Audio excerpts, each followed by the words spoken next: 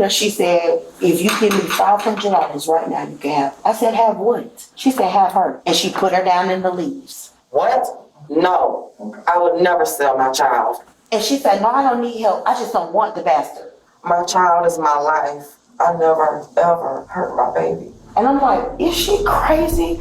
In March 2024, a woman walks into a police station with an 18-month-old girl and a shocking claim. The child's mother tried to sell her own baby, and when that didn't work, abandoned her entirely. But what sounds like an open and shut case takes a twisted turn when the mother accuses the woman of orchestrating a plot to steal her baby. The following report is based on official police records, and most of the footage has never been seen before until now.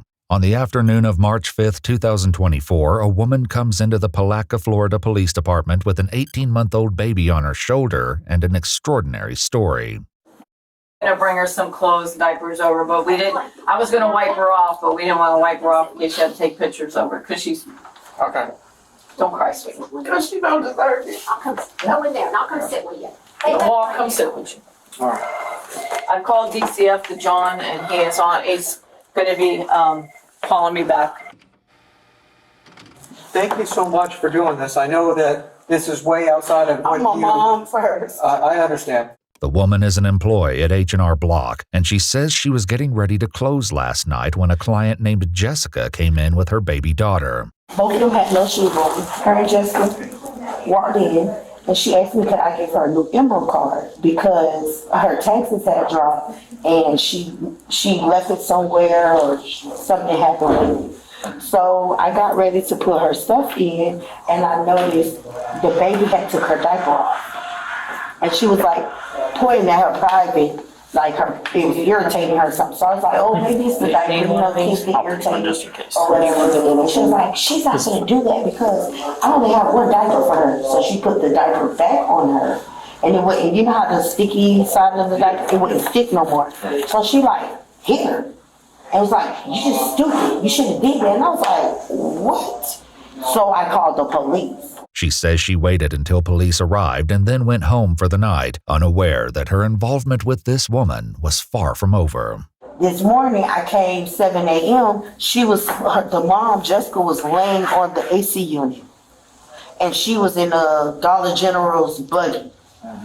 And it was drizzling. She was asleep and the baby was in there hollering. I said, do you need help? Like, do you need me to call DCF so they can help you? And she said, no, don't worry about it. And she snatched her daughter out the top part and slammed her in the bottom part. The woman says that Jessica left at that point. Not long after, someone at a nearby restaurant calls the police to complain about a woman and her baby walking around asking for food. The responding officer finds Jessica inside, annoyed that someone reported her. Because they were worried about the baby. Because she's throwing a tantrum. No, well, more they wanted to make sure the baby was okay and that you were okay. I'm fine. I'm trying to find emergency housing.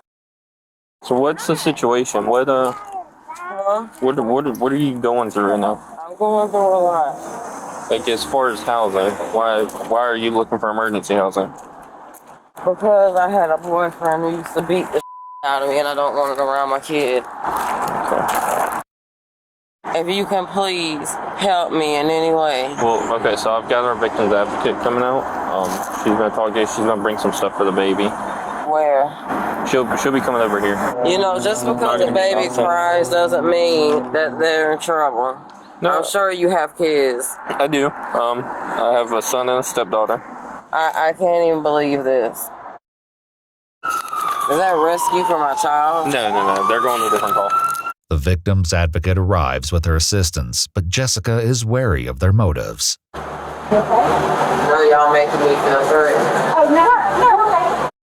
This is the victim's advocate that I told you I had come. No, y'all really making me feel great. I got 4 y'all. No, we have a bunch of stuff for you and the baby. Jessica settles enough to accept the help these women have brought for her, but she doesn't let her guard down entirely. It's just right now, I'm needing a place to stay. She thinks y'all are probably trying to take her away from her. No, we're not taking her away from mommy. But Jessica does wind up separated from her daughter, and according to the woman at the police station, it happened later that day. She came back to our job. At this point, she's yelling at the customers in there to give her money. I I said, ma'am, you gotta leave. Like you have to leave now. She said, oh, I'm not leaving. And then took her in the bathroom. When she left out there, I called the police. And she literally pushed the buggy in the road and laughed about it. And then hurry up and grabbed it. And I'm like, is she crazy? She says that although she gave the officer details about Jessica's behavior, she was told that it would come down to her word against the mother's, but it wouldn't be long before Jessica would return yet again, and this time she would come with a shocking offer. She came back. I see her walking back towards our job, and she said, come here, because I trust you, come here. So I'm like, oh my God. I asked two of my coworkers to walk out with me because I don't know what's in somebody's mind. And as I walked over there, she said, if you give me $500 right now, you can have it. I said, have what? She said, have her. And she put her down in the leaves. And I said, are you serious? At this time, the baby got up and she was getting ready to walk in the road. And I grabbed the baby and I picked her up and I said, I'm not giving you no money. She said, well, just have her because it's just too much for me. The woman's account nearly defies belief, but when the police speak to Jessica a couple of days later, they hear a story that could turn the entire case upside down. I went and filed my taxes at H&R Block. While I was there, one of the members of my church filed my taxes for me. She asked me if she could keep my daughter overnight. She said she wanted to buy her some clothes. She know I just got out of an abusive marriage, and I'm trying to get back on my feet. And this was Monday or Tuesday? No, she's only been gone for 2 days. Only 2 days. Okay. Well, today is Thursday, so that would have make it, what, Tuesday night? Tuesday night. You tell me like approximately what time? About 7. 7 o'clock? Yeah. 7 p.m.? Yeah, 7 p.m. Okay. Jessica says that although she was reluctant at first, she ultimately agreed to hand her daughter over for the night. I allowed her to take Gigi, and about an hour after that, I got a knock at the door from the police saying that I was banned from H&R Block. So I sent a text message, and I said, if you not produce my child, I'm going to call the police. What's this worker that you go to church with? What's her name? Her name's Crystal, but she's a black girl with the pink hair. Jessica paints herself as a caring mother who was tricked into giving up her baby, which is a far cry from the story police heard at the station. I said, do you need help? Again, I'm asking you, do you need help? And she said, no, I don't need help. I just don't want the bastard. And I said, okay. And I got the baby. I was crying. I walked across the street and I tried to wake her up. And I put her in my car and I told her she is going to be okay. This should not go on with a child. You don't remember having a conversation about trying to sell Giovanna? What? I'm just No. No. No. Okay. I would never sell my child. Okay. No. I can't even believe that was even stated.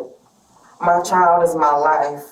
Not only is Jessica's story completely different, she tells the detectives that she knows exactly what's going on here. To be honest with you, my sister, me and her have a very bad relationship.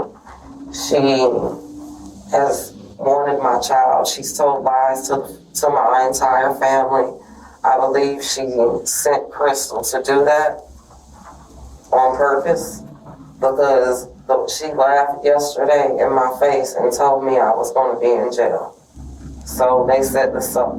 Sounds petty, but it's true. I mean, what would be the reasoning they would do that? Same reason she husband. She's spiteful. At the police station, the woman does express an interest in keeping the child, though it doesn't seem to come from a place of malice. So will DCF let me take her home? Probably not, but I just don't want her to have to go through no system. absolutely not. Being honest with you. There might be a way. He might have to come out and look at your house, or he That's might. fine. So we'll figure something out.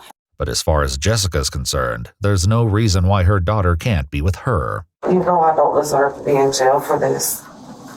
I never, ever hurt my baby. If you see her here, she hit her. It's right here. Yeah. You can see it. Yeah. She elbowed her last night. So that was from last night? Oh, you can see it good now. It's swole all right here. The bruise. She got dirt all in her nose.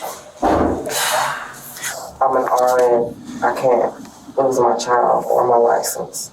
Jessica was a licensed practical nurse, but her license was put on probationary status a year prior when she failed to notify the Board of Nursing that she pled no contest to a disorderly conduct charge.